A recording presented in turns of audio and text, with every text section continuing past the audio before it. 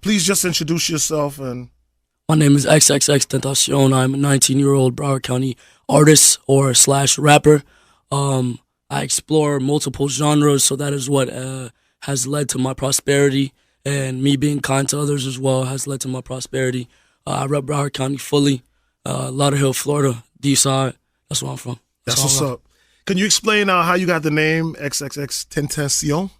Basically, I mean, the name itself means unknown temptation. I'd already said that in the last interview, but it means unknown temptation because the XXX was the only unknown numeral that I knew, right, and that I did not know initially. So it just means unknown temptation. All right, that's amazing. So, you did do some time. Yes, I did. Okay, what was the situation with the time that you've served? As far as my current case? Yes. I know you can't get into too many details, but whatever you can. I was released on probation for a home invasion with a firearm and assault with a deadly weapon.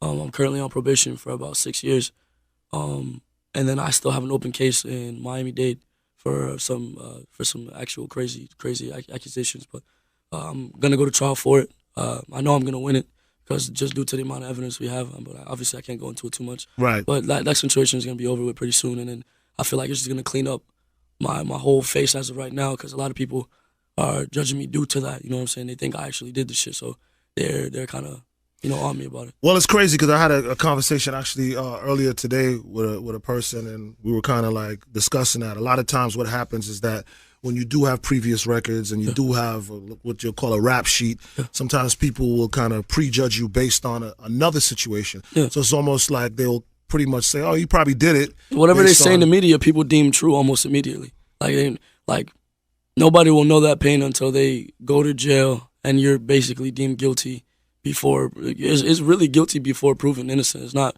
innocent before proven guilty. Like if you got when I had PBL charges, I didn't get a bond. I got a bond initially. Well, when I first came in, I didn't have a bond. They denied my bond initially, and I had to go to a bond hearing and then get my bond. Like it didn't even come out the gate. You know what I'm saying? So a lot of that shit is bullshit. And I just even just speaking on the judicial system, like I'm excited that we're gonna dwell into that shit fully today. Yeah, definitely. And so you're not hiding the fact that you've had some troubles in the past. No, right? Not at all. All right. So let's take things back from the beginning. PK for PM is Papa Key for People Matter. And really with that message I'm trying to spread, like, I feel a lot of the youth feel like they just give up on life. I don't have a job. My mother's on drugs. There's no opportunities out here. No good back. So they don't value themselves. They don't value their lives. So I'm just trying to create a movement where it's like, yo, you matter. All due to their upbringing. In my opinion, from the generations before, if you ask me, I don't want to completely, and no disrespect to you, because for the people, I want to go for a general perspective, but from the generations before, obviously it led up till now. So you look at these kids, like the Catch Me Outside girl, like what was her upbringing, you know what I'm saying, that made her act this way. And like from the generations before, model citizens are no longer model citizens, you know what I'm saying? These kids are learning from the generations before. So just like you're saying, you're all about people. The only way to change the situation is the people. When we raise our children, obviously, we have to have some sort of at least good structure around them. You know what I'm saying? Good structure to mold them. You know what I'm saying? I'm not saying hide your kid from the media, but there's a specific amount of teaching that a child needs to really understand something. You know what I'm saying? And you can't force something obviously into a child's mind, but there's a certain amount of love that you have to give people, for that matter, not even just children, people for that matter, to move them in a certain direction. You know what I'm saying? And there has to be a certain amount of mental stimulation to really get that person or that child to grasp and want to grasp it. Because if you let media raise your kid, exactly, these are the results you're going to get. Yes. You're going to get the frustration, you're going to get the lashing out, you're going to get the criminalization and all these different things. Exactly. Wow. So, I mean, with that being said, you're talking from experience? My situation is, I don't want to say it's a different one. Around when I first started growing up, there wasn't as much media. Like I was too young for Twitter to be as popping. Facebook came out when I got a little bit older, so there wasn't as much social media. But when I was growing up, my mom had it hard. My mom had it really, really, really hard. So she was put in a situation where she really couldn't, mold me like she wanted to. She tried to give me love by financially taking care of me because she seen that as the most important thing. As long as I ate and as long as I had clothes and as long as I had a place to stay, that was the most important thing to her. She was never able to, and I want to quote unquote able to, you know what I'm saying? Because if she could, she would have. She was never able to emotionally nurture me. So that left some sort of, it left some sort of, I guess, a burden. I carried a really big burden and self-hate for myself because I felt like I wasn't enough, for a certain amount of time. So I don't want to, like, for my situation, I don't want to blame her. You know what I'm saying? It just, I was thrown into the world and I did experience things on my own, and like a lot of things on my own. And that's what, so yes, I guess you could say it's kind of relevant. Yes, because I went through these things myself.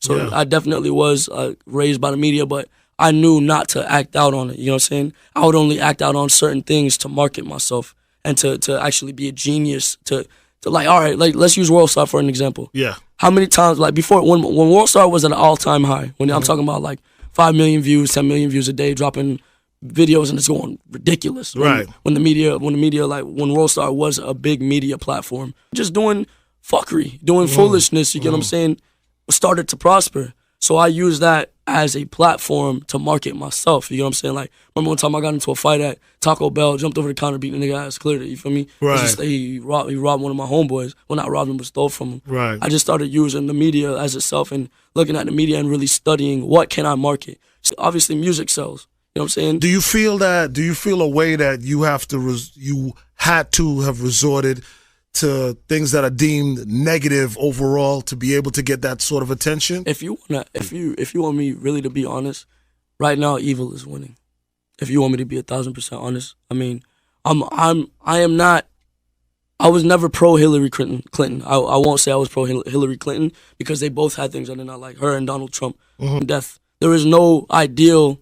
There's no ideal right and wrong. There is only good and evil, or birth and destruction. So the real thing is, you cannot create until you destroy. You know what I'm saying?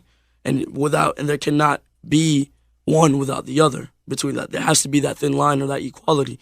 So within what we're actually going through, we're going through the destruction process in this entire universe. You know what I'm saying? Like, we look like we're about to go into World War III. If you ask me, we look, because the way it's going is we're pointing fingers and picking fights with damn near everybody. Right. You know about that. And we can't mold that new creation of equality unless our people are willing to take control as well. If you let, like, the president don't even run shit. Just for everybody that don't know that. Congress runs everything. Congress runs everything. Nobody knows that. Like, a lot of people do not know that, except popular politicians and people that actually dwell into that and want to educate themselves with that matter. You know what I'm saying?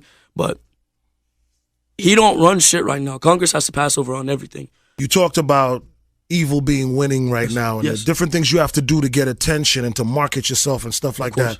So now what happens when you do all these evil type things to get the attention, and then boom, you got the attention, people are paying attention to you, you dropping amazing music, and then Kodak Black, xxxtentacion.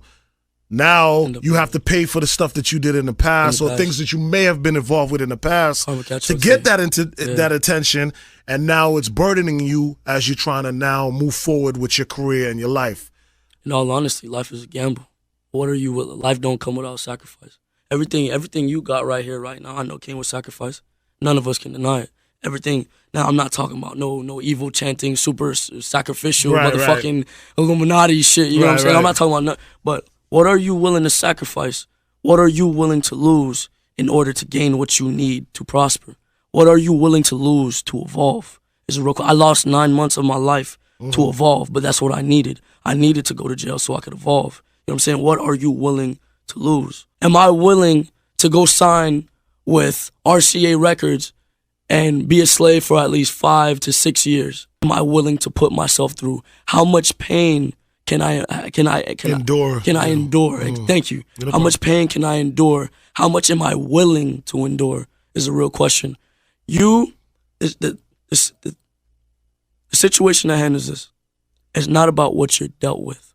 It's about how you deal with it. Nobody else can make a decision for yourself or nobody else can change your destiny but you. The pen is in your hands. You narrate your story. You know what I'm saying? So it's really, like I said, it comes down to who are you, what do you want, and what are you willing to endure? What are you willing to sacrifice?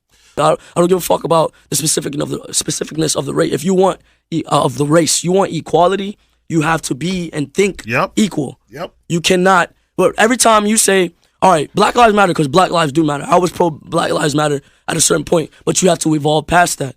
The whole point is equality. You're not going to reach equality if you keep aiming for the black people. All it's going to do is empower you, yourself. You know what I'm saying? It's only going to empower the black race. The more we go towards, okay, right and wrong, good and evil, and we try and get a certain amount of structure around good, you get what I'm saying, rather than evil, we can move forward and we can evolve as a being and as a group and as a human race and as a human mind. You get what I'm saying? So